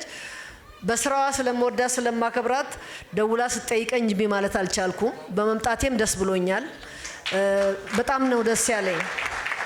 የተሸላሚዎች ታሪክ ደግሞ ከአስከፈ የቀረቡት በሙሉ እውነትም አንዳንድ ጊዜ በላይ በዚህ በማስ ሚዲያ ወይም በተለያየ ሚዲያ የምናውቃቸውን መድረክ ላይ ታዩትን ብቻ ነው የምናየው። እንደዚሁ እንደ እንቁ ተደብቀው ግን ትልልቅ አስተዋጽኦ ያደረጉ ትልልቅ ነገር የሰሩ ጠቅሳችሁታል። እኔ ገጠር ነው ተወልጄ ያደግኩት። በኩራዝ ነው የተማርኩት። ኩራዝ የሚለውን ስምም ማታውቁ እዚህ ውስጥ ትኖራላችሁ።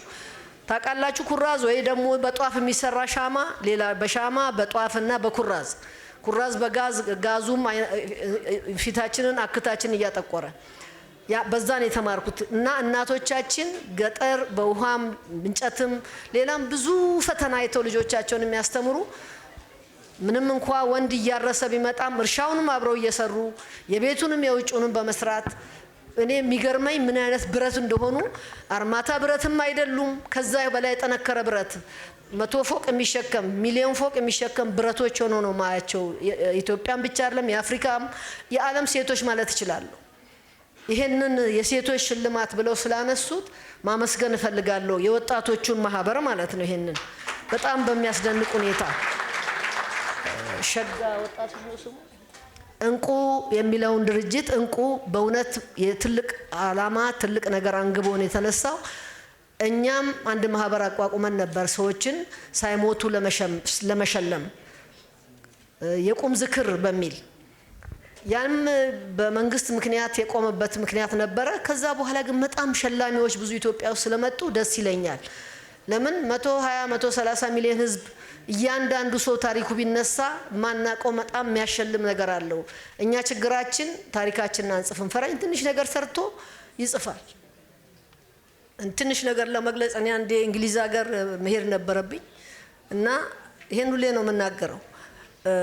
ባለቤቴን ምን ልስራ ምን መቆየት ነበረብኝ እና ምን ልሰራ ነው? አይ ዶክተር ከሌም ሱቅ ውስጥ ይሰራል ታክሲም ይነዳል ሲለኝ እኔ ፕሮፌሽናል ነኝ ግን እኔ ድንጋይም ብሸከም ጉልትም ብጎልት ኬር የለኝም የስራ ፈጠራም ፕሬዚዳንት ነበርኩና እሰራለሁ ብዬ ግን ሳስበው ፕሮፌሽናል ስለሆንኩ ለምን አላስተምርም ብዬ አንድ ዩኒቨርሲቲ ቅርብ ያለ ዩኒቨርሲቲ ቀጠሮ ሳሊዝ ሄድኩ። ማረግም አልነበረብኝም።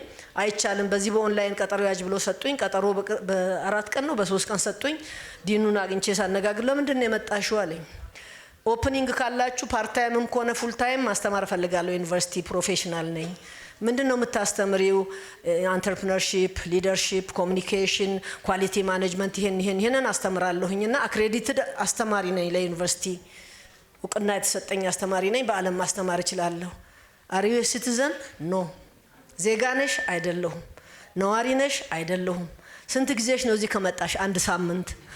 ትንሽ ነካ አርጓታል ብሎ ነው ያሰበው ሰውየው እና ዋት ብሎ በቃ በጣም ነው የተናደደው። ምን ያናደዳል? በቃ ካልተቻለ እንደዚህ አይነት ስራ የለንም ማለት እቺ ሄድኩኝ እና ራሴ ሌላ መንገድ ፈልጌ እዛ ሀገር የሚፈቀድ አሜሪካና እንግሊዝ ኔትወርክ ማርኬቲንግ ማንም ሰው ነዋሪም ሆኖ ዜጋም ባይሆን መስራት ይችላል።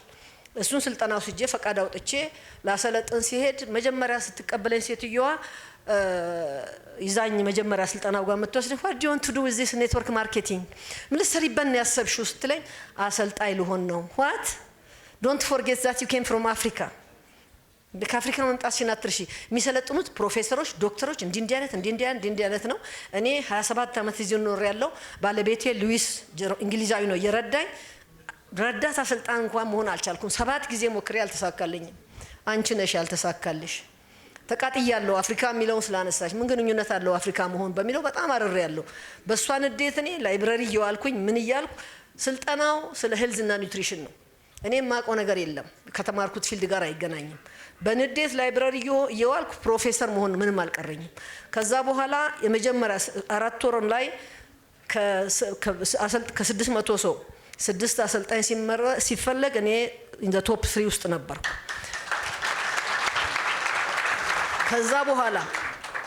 ከዛ በኋላ እንደዚህ እንደናንተ ማአሶ መጥቶ 6ታችን እንዴት እንደምታሰለጥኑ ራሳችሁን አስተዋውቁና እንትን በሉ አሉ።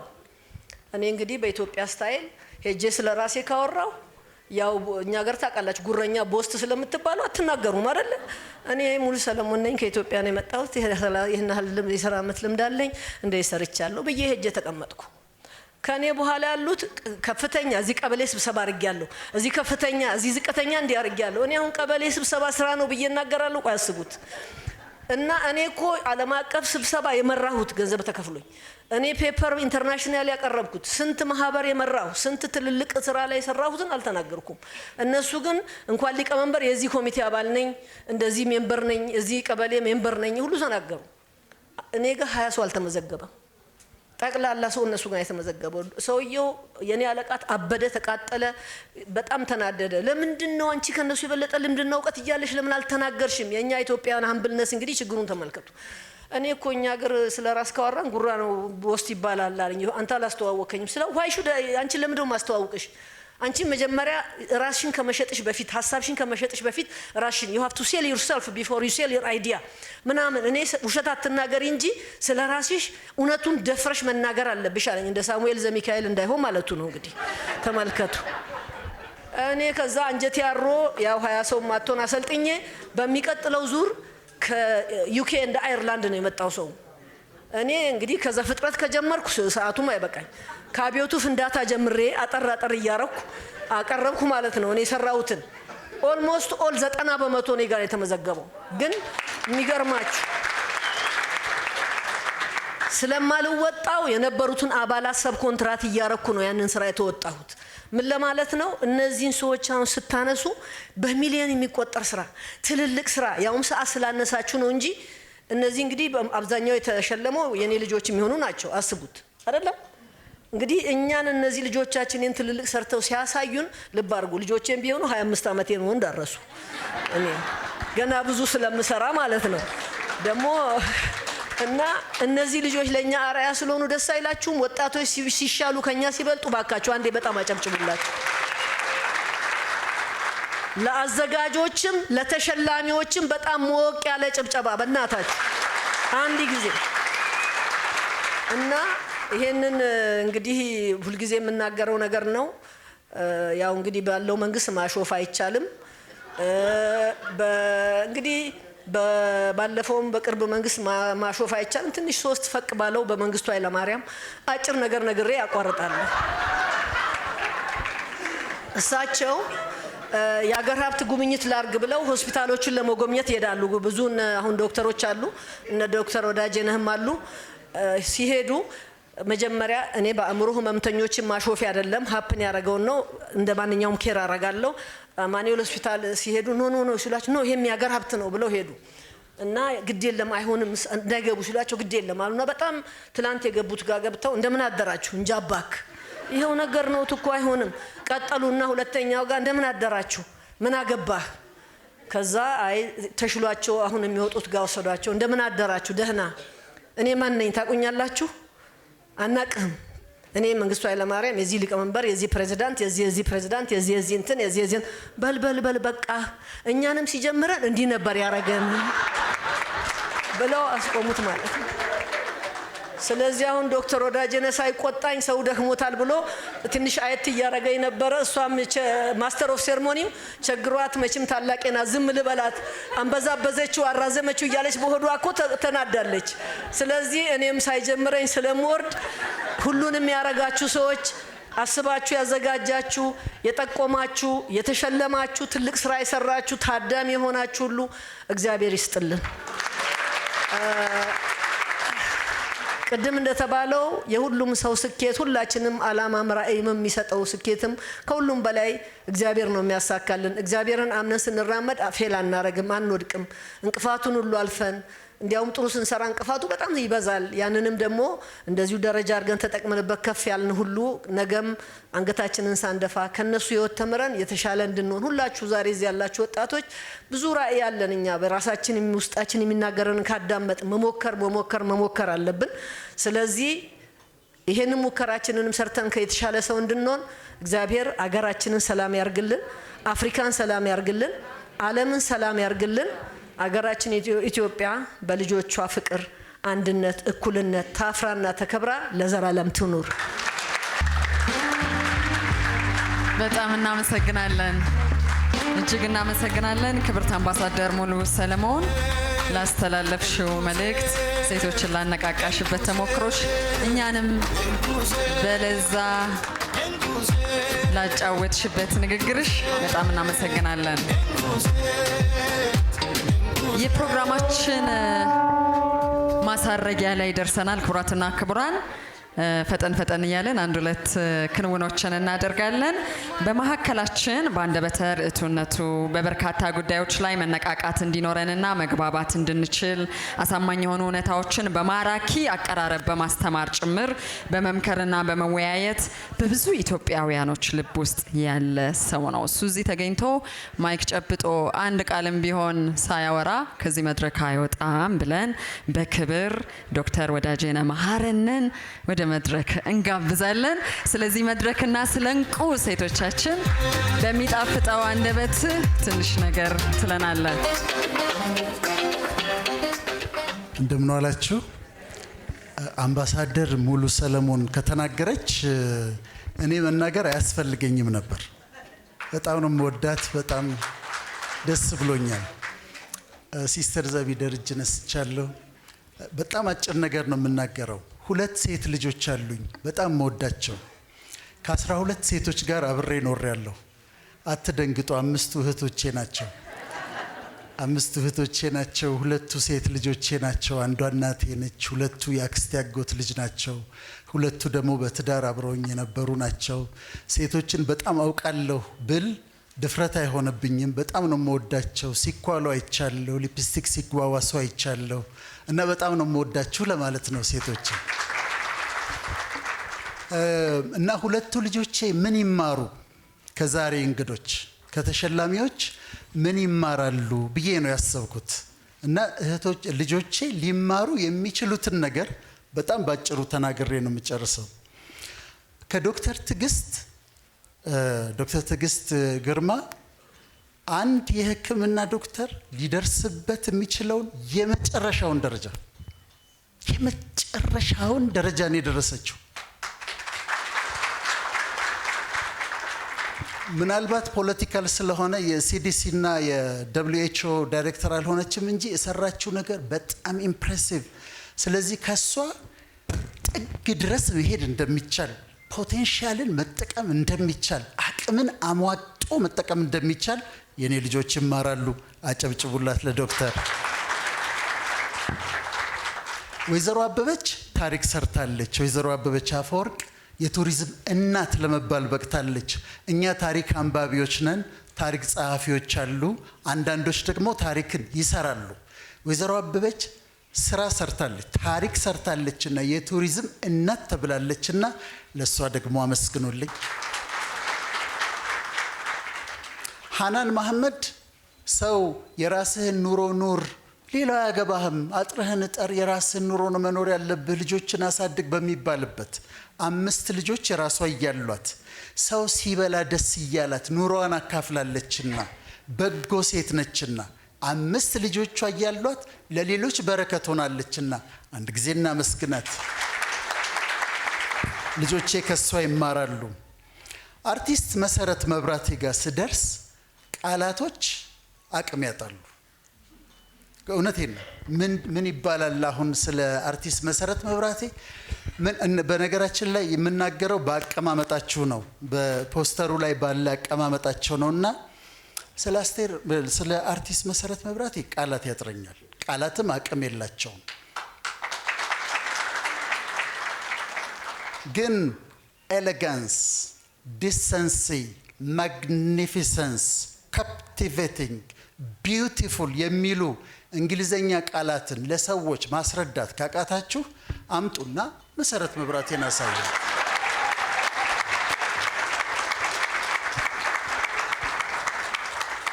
በዘመኗ ሁሉ ሳትወርድ አንድ ነገር ሳላይባት በክብር በሃይማኖቷ መንፈሳዊ ህይወቷ በስራዋ ደግሞ ለልጆች ጠበቃ ሆና የልብ ህሙማንን እያሳከመች ያለች እኔ የኢትዮጵያን ፕሬዝዳንት ብትሆን ደስ ይለኝ ነበር።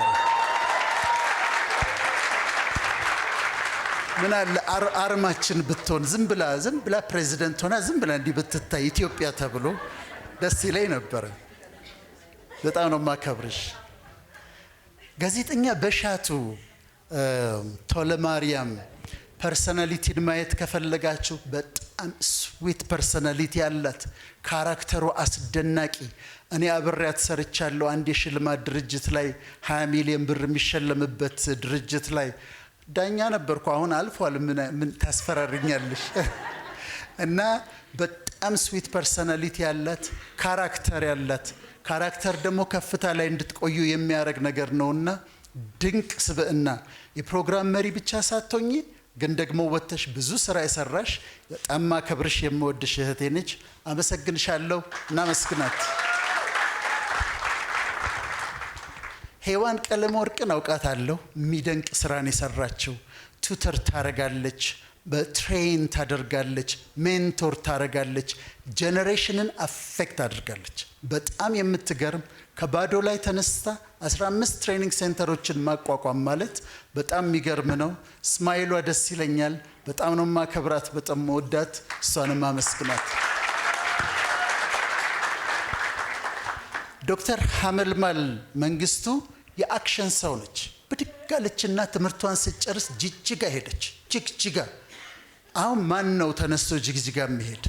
ሄደች ጅግጅጋ አክት አደረገች። እኛ ቁጭ ብለን እናልማለን፣ እኛ ቁጭ ብለን እንመኛለን፣ አንቺ ደግሞ ትሰሪዋለሽ። በቃ እኛ እናልም፣ አንቺ ስሪው። ሁለት ስፔሻሊቲ ነው ያላት ከዴንቲስትሪ ጋር በተያያዘ ደብል ስፔሻሊስት ነች። በጣም ጎበዝ፣ በጣም የምትደነቅ በሙያዋ በስራዋ። እሷንም እነዚህ ሁሉ ለልጆቼ ምሳሌ የሆኑልኝ ናቸውና አገኘሁ ደግሞ አንቺን ምሳሌ። አመሰግንሻለሁ ዶክተር ሐመልማል። ሳምራዊት መሐመድ ፋሽን ላይ ነው የምትሰራው። ክሪኤቲቪቲ በጣም ትልቅ ነገር ነው። ክሪኤቲቭ መሆን ከፈለጋችሁ ደግሞ ሳምራዊት መሐመድን እዩት እላለሁ። ምክንያቱም ፋሽን ዲዛይን ማለት ቀልድ አይደለም። ክሪኤቲቪቲ ይጠይቃል። በየቀኑ አዳዲስ ነገር መስራት አለባት። የፋሽን የባህል ወረራን ይከለክልልናል። ስለዚህ እሱንም ለሚሰሩ እጅግ በጣም አክብሮት አለን። ምሳሌያችን ነች። እሷንም እናመስግናት። ገነት ገብረስላሴ ከልመና ወደ ሽመና የሚገርም ነገር ነው። ደግሞ የመጣችው ከአክሱም እኔ ከምወደው ቦታ። በጣም በህይወቴ እዚህ በኖርኩኝ ብዬ የተመኘሁበት ቦታ ገነት አክሱም ነው። እንደው እዚህ ቤት በኖረኝ እዚህ በኖርኩኝ ብዬ ተመኝቼ አውቃለሁና አስቀናሽኝ።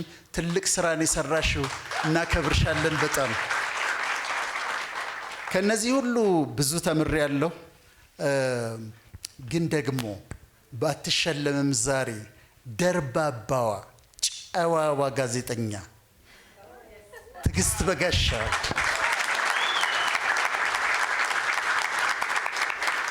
በዚህ ዘመን ፕሮግራም አቅራቢዎች፣ ጋዜጠኞች አቴንሽን ለመሳብ የተለያየ ነገር ያደርጋሉ። እሷ ዝንጥ እንዳለች ደርባባ እንደሆነች ልክ እንደዚሁ ክብሯን እንደጠበቀች ቁጭ ብለን እናያታለን። ትዕግስት በጋሻው የልጆቼ ምሳሌ ነሽ። አመሰግንሻለሁ። ስለዚህ ዛሬ ለልጆቻችን ምሳሌ ሰጥታችሁናል። ሲስተር ዘቢደር ቀድማ ምሳሌ የሆነች ነች። ምሳሌያችን በጣም ነው ማከብርሽ፣ በጣም ነው እገረማለሁ። ያንቺ አይነት ሰው መኖሩ እንኳን ያስገርመኛል። ማለት በመኖርሽ እንኳን እገረማለሁ። አንዳንዴ እውነት አትመስለኝም ሲስተር ዘቢደር። ይሆን መልአክ ትሆን አታላን ይሆን? ምናልባት መልአክ ሆና ግን ዝም ብላ በመካከላችን ተገኝታ እንዳልል ደግሞ እዛ ቤቷን አይቻለሁ፣ ቤተሰቧን አይቻለሁ እንጂ ምናልባት መልአክ ትሆን እንዲ እንትን ሰው መስላ መታ ይሆን እላለሁ። ከምትሰራው ሆስፒታል ሐኪሞቹ ቁጭ ብለን ተነስተ ሆስፒታል ሰርታለች። ዳያሊሲስ ሴንተር ሰርታለች። ልጆች ከምትረዳው ከሌላው ዳያሊሲስ ሴንተር አንብልቨብል እና አንዳንዴ ሴት መልአክ ትመስለኛለች። ምሳሌያችን ነሽ። በጣም አመሰግናለሁ። ስለዚህ ለልጆቼ ብዙ ምሳሌዎች አግኝቻለሁ ዛሬ። ምን መሰላቸው? ይህን ብዬ ልጨርስ። ሞዴሊንግ የሚባል ነገር አለ። ሞዴሊንግ ማለት የልብሱ ሞዴሊንግ ሳይሆን ሰውን ታስተምሩና፣ ለምሳሌ ልጆቼን አስተምራቸውና ከዛ ደግሞ ሰው መርጥና እንዲሁኝ ያልኳትን እሷን ምሳይ ብዬ ወደ እሷ ጠቁማለሁ። እንደሷ ሁኚ እላለሁ። ይሄ ሮል ሞዴል ልትሆን ማለት ነው። ስለዚህ ፕራክቲካሊ እሷን እያየች እሷ ምንድን ነው ያደረገችው? ዶክተር ሀመልማል ምንድን ነው ያደረገችው? ዶክተር ትዕግስት ምንድን ነው ያደረገችው? መሰረት መብራቴ እንደዚህ የሚነገርላት። እኔ በነገራችን ላይ አልሸነግልም፣ እውነት ብቻ ነው የምናገረው። እንዲህ የተባለላት ለምንድን ነው? ምን አድርጋ ነው? እንዴት ኖራ ነው? ቅድም ንግግሯን ሰምታችኋል። እንዲሉና እንዲጠይቁ ከነሱ እንዲማሩ ፈልጋለሁ። ይሄ በሳይኮሎጂ ሞዴሊንግ ይባላል። ሞዴሊንግ አፍተር በሻቱ ማለት ነው። እና ይሄ ለልጆቼ የሚቀርብ ፕሮግራም ነው። አዘጋጁን በጣም ጨዋ ሰው ሳሚ ልክ ነኝ አይደል? አዎ ሳሚ ናስቲ ወደዚህ በጣም በደንብ እዚህ ላመሰግነው ፈልጋለሁ።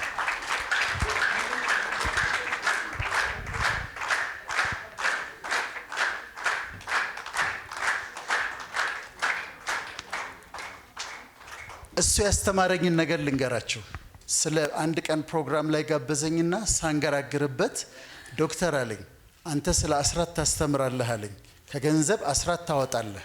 አዎ ግን የጊዜም እኮ አስራት አለ አለኝ። ስለዚህ የጊዜን አስራት ማውጣት አለብህ እና ሲያሳምናችሁ ያውቅበታል። በጣም ትልቅ ስራን የሰራኸው፣ የሚደነቅ ስራን የሰራኸው እጅግ በጣም እናከብራለን። Thank you very much. ስላዳመጣችሁ በጣም አመሰግናለሁ።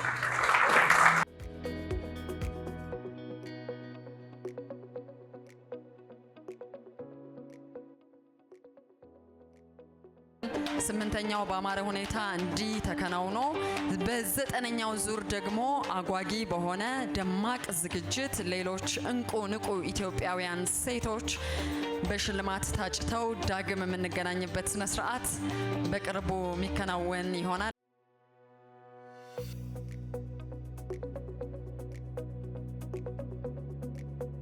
በዓል ያው አብዛኛው ሰው አምሮና ደምቆ መታየት ስለሚፈልግ ያው ወደኛ ሱቆች ጎራ ማለት አይቀርምና የለኛም አሪፍ የስራ ጊዜ ይሆነናል ማለት ነው። በጣም አለ ያው የበዓሉን እኔ ሞር በጣም ከበዓል ልብሶች የበለጠ ሙሽሮች ላይ ነው የምሰራውና ከበዓል በኋላ አብዛኛው ከጾም በዓሎች ላይ ብዙ ፕሮግራሞች አሉ። በፊት ላይ ሲዝን ይጠብቅ ነበር ሰርግ፣ አሁን ደግሞ በየትኛውም ሲዝን ላይ ሰርግ አለ። ሶ ይህንን ጊዜ ወይም ደግሞ ይህንን አጋጣሚ ተጠቅመን ደግሞ እኛም ቆንጆ ቆንጆ ልብሶችን እያዘጋጀን ካሁኑ ቡክ ያደረጉ የጥር ሙሽሮች አሉ። የተለያዩ የሙሽራ ፓኬጆችን እንሰራለን። ለጌታችን ለኢየሱስ ክርስቶስ ልደት እንኳን በሰላም አደረሳችሁ ላለሁኝ ድርጅታችንን መታችሁ ሰርቪስ ሞተር ለምትፈልጉ ሳምሪ ሙካሽ ፋሽን አሴ ቤተሰብ ላይ ሁለተኛ ፎቅ እንገኛለን። ለመላው የክርስትና እምነት ተከታዮች በሙሉ እንኳን ለጌታችን ለመድኃኒታችን ለኢየሱስ ክርስቶስ የልደት በዓል በሰላም አደረሳችሁ ማለት እፈልጋለሁ። ለቤተሰቦቼ፣ ለጓደኞቼ እንዲሁም ለሳምሪ ሙካሽ ለሁሉም ሰው መልካም በዓል ማለት እፈልጋለሁ። በዓል ያው እንግዲህ ከልጅነት ጀምሮ አሁን እንኳን ብዙ ነገሩ አንተ ይኑርህ እንጂ ሁሉንም ቀን በዓል ማድረግ ትችላለህ። ልጅ እያለን ግን በዓል ለኛ በጣም ልዩ ነበር አይደል? ዶሮን የምንበላው ለበዓል ነው። ስለዚህ በጣም በጉጉት ነው የምንጠብቀው። ልብስ የሚገዛል ለበዓል ነው። ብዙ ነገሩ በዓል ሲባል እንደው ነገርየው ማክበር ክርስቶስ መወለዱን አልነበረም አይደል? አጀንዳችን የነበረው ልብሳችን ቤት ያለው ግርግሩ ምናምን ነበርና እሱ ስሜት የሚገርም አልለቀቀንም። ይሁን አላቅም አሁንም በጉጉት እየጠበቅ ነው የምናከብረው። በጣም ደስ ይላል። በተለይ ደግሞ እንደዚህ አድገ የራስን ቤት መስርተ ልጆችን ሰብስበ አንተ ደግሞ በተራ ልጆች ላይ ያንን ስሜት ለማሳደር ስትጥር ሴት ስትሆን ደግሞ ሙያህም የሚፈተሽበት ቀን ነው ምናምን እና በጣም ደስ የሚል ነገር አለው። አሁንም ልናከብር ዝግጅት ላይ ነን። በቀጥታ ይሄን ይዤ ወደ ኩሽና ለመላው የክርስትና እምነት ተከታዮች ደግሞ ለኢየሱስ ክርስቶስ የልደት በዓል እንኳን አደረሳችሁ፣ መልካም በዓል ይሆንላችሁ ማለት ፈልጋለሁ። እንቁ ሴት። ይህን ዝግጅት ደግሞ በሀገሬ ቲቪ ነው የምትከታተሉት። ሀገሬ ቴሌቪዥንን በመከታተል ቤተሰቡኑ ሀገሬ ቲቪ። እንግዲህ አውደ ዓመት አንዱ ማንነታችን ከሚገለጽባቸው ሀገራዊ ሴቶቻችን መካከል አንዱ ናቸው። በተለይ ደግሞ እንደ ልደት፣ ፋሲካ የመሳሰሉ ደግሞ በዓላት መንፈሳዊ ይዘታቸውን ደግሞ በጣም የጎላ ነው። ስለዚህ አንድም እንግዲህ ልደት ስጦታ በዓል ነው እንላለን። መጀመሪያው እንግዲህ ስጦታ ጌታችን መድኃኒታችን ውድ የሆነው ስጦታ ለዓለም የተሰጠበት ጌታችን ቅድስት ድንግል ማርያም ይህን ውድ ስጦታ ለዓለም ያበረከተችበት ትልቁ ቀን ነው። ከዛ አልፎ እንግዲህ በዓላትን ደግሞ ስናከብር ከምንም ነገር በላይ ደግሞ በመተጋገዝ ጎረቤትን የጎደለባቸውን እህቶች ወንድሞቻችን በማሰብ ጭምር ደግሞ ሲሆን በዓል በጣም ሙሉ ይሆናል። ለብቻ እንድንኖር አልተፈቀደም። እንድንተጋገዝ፣ እንድንረዳዳ፣ አንዳችን የሌላችንን ጉድለት እንድንሞላም ጭምር ነውና የበዓላት ትልቁ ደግሞ መለኪያቸው መመዘኛቸው ብዬ የማስበው ከወዳጅ ከዘመድ ጋር ተሰባስቦ መደሰቱ እንዳለ ሆኖ ደግሞ በዚህ በዓል መቋደስ ያልቻሉ ወገኖችም ደግሞ ማሰብ አንዱ ነገር ነው ብዬ አስባለሁና አውደ ዓመት እጅግ በጣም ከምደሰትባቸው በዓላት ኢትዮጵያዊ ሴቶቻችን አንዱ። እንግዲህ ውድ ሀገሬ ቴሌቪዥን ፕሮግራም ተከታታዮች ኢትዮጵያውያን ወገኖቻችን በሙሉ እንኳን ለጌታችን ለመድኃኒታችን የኢየሱስ ክርስቶስ የልደት በዓል በጤና በሰላም አደረሳችሁ። በዓሉ የጤና የሰላም የደስታ የፍቅር እንዲሆን እመኛለሁ። እንግዲህ ይህንን መርሃ ግብር በሀገሬ ቴሌቪዥን ተከታተሉ ዘንድ ጋብዛለሁ። እግዚአብሔር ያክብርልኝ። አዎ ዓመት በዓል ሲሆን ግርግር አለ፣ ዶሮ ወጡ ሁሉ ምኑ እነሳው መሰብሰቡ ይሄ ነው ደስ የሚለኝ። አገሬ የተመለስኩትም ለዚህ ነው። ይህን አይነት የህብረተሰባዊ ግንኙነት ስላለን አብረን ስለምንበላ አብረን ስለምንኖር እሱ ነው ደስ የሚለው። ሌላማ ምን አለ ብለሽ ነው? በውጭ ሀገር ሲኖር እኮ ቤትሽ ባዶ ነው፣ በዓመት በዓል ማንንም አታይም። ስለዚህ በጣም ደስ የሚል ጊዜ ነው እና ሁላችሁም እንኳን ለብርሃነ ልደቱ በሰላምና በጤና አደረሳችሁ። እንግዲህ በዓለ ልደት ትልቅ በዓል ነው። በዓለ ልደትን ስናስብ ደግሞ ቅድስት ድንግል ማርያምን እናስባለን። የእናትነት መለኪያን ነው የምናስበው። ከ3 ዓመት ጀምራ ቤተ መቅደስ በንጽህና በቅድስና እግዚአብሔርን ሽታ እግዚአብሔርን ፈልጋ መኖሯ በጣም ይደነቃል። የቅዱስ ገብርኤልን ብስራት ሰምታ በትህትና እኔ እግዚአብሔር አገልጋዩ ነኝ ማለቷ ይደነቃል። በቤተልሔም በወለደችው ጊዜ ያየችው የመላእክት ምስጋና ይደነቃል። ወዲያው ደግሞ እናት ናትና ደግሞ ሄሮድስ እንዳይገለው ልጇን ይዛ መሰደዷ ይደነቃል። ከዛ በኋላ ተመልሳ መኖሯ ይደነቃል። ቀራንዮ ላይ መከራን ማየቷ ይደነቃል። እንግዲህ እናትነት መለኪያ እናያለን ማለት ነውና በዓለ ልደት ቅድስት ድንግል ማርያም እንድናስብ የተወለደውን ንጉሠ ነገሥት ኢየሱስ ክርስቶስን የምናስብበት ታላቅ በዓል በመሆኑ በቤተልሔምም ቅድስት ድንግል ማርያም ተገኝታለች፣ ልጇ ኢየሱስ ክርስቶስ ተገኝቷልና እህቶቻችን እናቶቻችን ልደትን ስናስብ እሷን አስበን እንጠንክር። ምክንያቱም ድሮ ወንዶች ሴቶች ላይ ይመኩ ነበረ። ለምንድን ነው የሚመኩት? አዳም ሔዋንን አስገኘ እንጂ ሔዋን አዳምን አላስገኘችም በፍጹም። ስለዚህ የሴቶች መገኛ ወንድ ነው ተብሎ ወንድ ትልቅ ክብር ይሰጠው ነበረ። ከቅድስት ድንግል ማርያም ወዲህ ግን ታሪክ ተለወጠ። እሷ ደግሞ ጌታን ያለ ወንድ በግብረ መንፈስ ቅዱስ ወለደች። አሁን ወንዶች ተነስተን ሴቶች እኮ የተገኙት ከወንድ ነው፣ ሔዋን ከአዳም ተገኘች ቢባል ሴቶች መልሳቸው ትልቅ መልስ ነው። ለምንድን ነው? ሔዋን ከአዳም ብትገኝ ከእኛስ ወገን ከሆነች ከቅድስት ድንግል ማርያም ሰማያዊ ጌታ ያለ ወንድ በግብረ መንፈስ ቅዱስ ተወልዶ የለምን እያሉ ይመኩባታል እና የሴቶች መመኪያ ሆና ተገልጻለች። ስለዚህ መመኪያቸውም ቅድስት ድንግል ማርያም ስላለች ሴቶች የሴቶችን ቀን እሷን በማሰብ ጠንክረው በቅድስናም በንጽህናዊ ሕይወት በመልካም ስነ ምግባር ለልጆቻቸው አርአያ በመሆን በእውነት ለትውልድ መፈረካከስ ሰነፍ እናቶች ይጠቀሳሉ። ሰነፍ እናቶች ስነ ምግባርን የማያስተምሩ ልጅን በሃይማኖት በምግባር ኮትኩተው የማያወጡ እናቶች የሚፈጥሯቸው ናቸው። ስለዚህ ጠንካራ እናት፣ ልባም እናት ለባሏም ሞገስ ናት፣ ለልጆቿም ክብር በመሆኗ በዚህ በበዓለ ልደት ላይ ጠንካራ ሴቶች ሀገራችንን በእውነት ወደፊት እንዲያንደረድሩልን ልጆችን በጣም ጠንቅቀው አስተምረው ለበጎ ነገር እንዲያወጡልን ሀገርን መውደድ እግዚአብሔርን መፍራት እንዲያስተምሩልን በዚሁ አጋጣሚ መልእክቴን ለእናቶች ለእህቶች አስተላልፋለሁ።